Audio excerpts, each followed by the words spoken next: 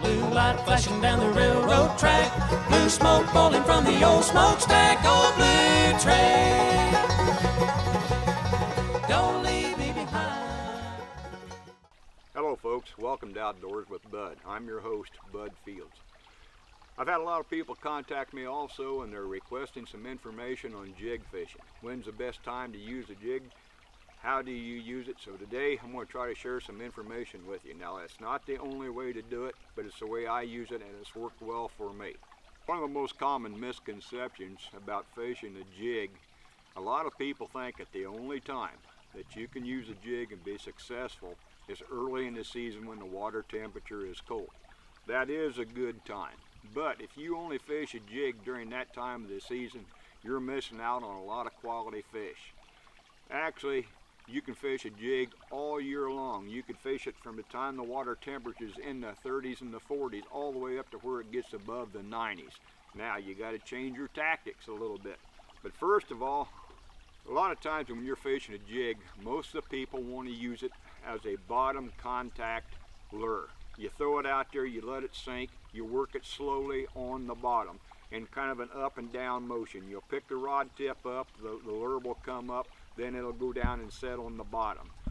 Then you'll let it sit there, then you'll move it again. That is a very effective way. But you can also swim the jig by throwing it out there, picking the rod tip up, which is going to bring the jig up, and then let it kind of sit down, and then just reel it real slow and let it come across the top the water, the weeds and everything, which is very effective. Now what is a jig? A jig, a lot of them are lead-headed, some of them are tungsten. They've got the hook back through here. They've got a weed guard to make them fairly weedless, and they've also got a skirt on it to add action. Now sometimes you can buy them all one color, or some of them has got little streamers in it to change the colors and add more colors to it. Some of them will be like a round ball head jig head, and some of them will be shaped like a football. Some of them will be kind of a teardrop, and each one of those has got a certain application. Some of them are better for using around rocks. Some of them you cannot use around rocks because they're going to get hung up, and you will get hung up using a jig. Now also, you may be aware of the fact that when you fish a jig, chances are you're going to catch less numbers of fish, but the quality of the fish is going to be much bigger than what you would catch otherwise. For instance, just like this jig, you can see this has actually got a different angle on it. Something like this was going to work real good around rocks, because when you add something to it as a trailer, it's going to let it float up. Now this particular jig is kind of a crawdad color. It's kind of a green and red flake, and it's also got a little rattle on the inside of it. And a lot of times in murkier water, it's advisable to use a jig with a rattle.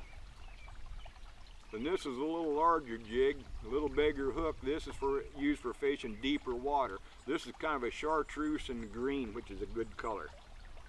Then of course you've got your old standby, the dark black jig, or black and blue is a good jig to use. But what I like to do when I get them, I like to bend that weed guard down a little bit and trim it to where it just barely touches the tip of that point. If you get it too high up there, when the fish goes to put that jig in its mouth, it's going to hit the weed guard, and it could cause them to shy away from it. But jig fishing is a lot of fun, and it can be very productive. Now, just to add to it, we have what they refer to as trailers for the jig. You simply add this onto the hook, and it adds more life and action to it. Now this is one of them that I designed. I always refer to this as the bud bug. It's kind of a long crawdad creature type of a bait. Now early in the year when the crawfish are smaller, I like to use a much smaller crawfish as a trailer. And I'm going to show you each of these trailers, and I'm going to show you how to rig them. Now here's another one. This is kind of the intermediate size. It's not too big and it's not too small. Now this is a good color combination, a black and a blue. But once again, it's a crawfish design.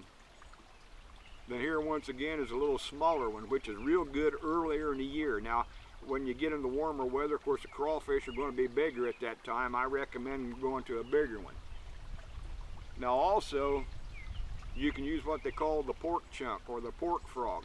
Now this particular one here is made out of plastic, but it's supposed to be like the pinchers of a crawdad. Now if you look at this one, this is the exact same shape as that earlier one I showed you, except this is real soft. This is actually made out of pork rind.